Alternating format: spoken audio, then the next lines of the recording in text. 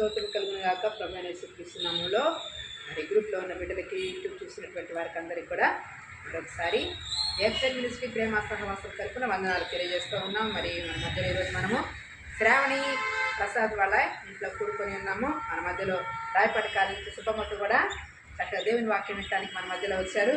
మరి సామెతల గ్రంథము 27వ అధ్యాయం 11వ వచనంలో భక్తులైన సొలొమోను ఈ రీతిగా సెలవిస్తూ ఉన్నారు. నా కుమారుడా, జ్ఞానం సంపాదించి నా హృదయమును సంతోషపరచుము, అప్పుడు నన్ను నిందించే వారితో నేను ధైర్యంగా మాట్లాడు. చిన్న ప్రార్థన చేస్తున్నాను. పరిశుద్ధాత్మ తండ్రి, మీకు వందనాలు, స్తోత్రాలు.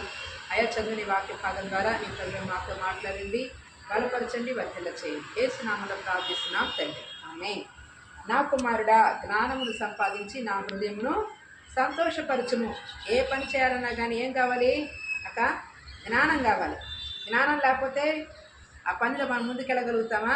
వెళ్ళలేం. కాబట్టి జ్ఞానం అంటే ఏంటంటే ఏ సమయంలో ఏది చేయాలో అది జ్ఞానం.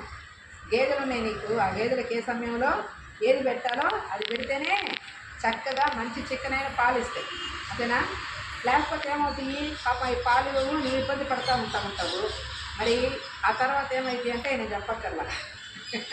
మరి కాబట్టి పాలు ఇవ్వకపోతే గేదెలు రకరకాలైనటువంటి మార్గాల్లోకి మరి పాల వ్యాపారస్తులు పరిగెత్తి మనుషులను కూడా ఇబ్బంది పెడతా ఉంటారు. కాబట్టి జ్ఞానంతో అన్నీ సాధ్యం. కాబట్టి జ్ఞానం పొందుకోవడానికి ఎక్కడికి రావాలి అంటే మరి భూమి మీద మనుషుల ద్వారా జ్ఞానం దొరికింది, కానీ అది భూ సంబంధమైన జ్ఞానం. అయితే మరి పాలు దేనికి సాదృశ్యం? పాల వ్యాపారం కదా. పాలు దేనికి సాదృశ్యం అంటే బైబిల్ గ్రంథంలో దేవుని వాక్యం అనే పాలను అపేక్షించండి అని పేతురు రాసిన పత్రికలో ఉంటుంది. వాక్యం అనే పాలను అపేక్షించాలి. ఇప్పుడు నువ్వు పోసే పాలు తాగి అనేకమైన ఇళ్లలో మరి మనుషులు బలం పొందుకుంటున్నారు. అయితే నీకేం కావాలి? నీ ఆత్మకి ఈ దేవుని వాక్యం అనే పాలు కావాలి. అంటే ఈ వాక్యం అనే జ్ఞానం కావాలి.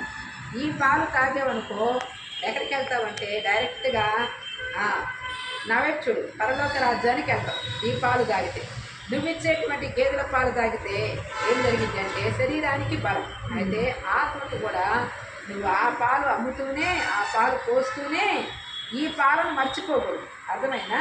ఈ పాలు ఎన్నటెన్నటికి కూడా ప్రతిరోజు, అది రోజుకు ఒక్కసారి ఇచ్చింది గేదె, కానీ ఈ పాలు నిత్యము తాగాలి. అర్థమైనా?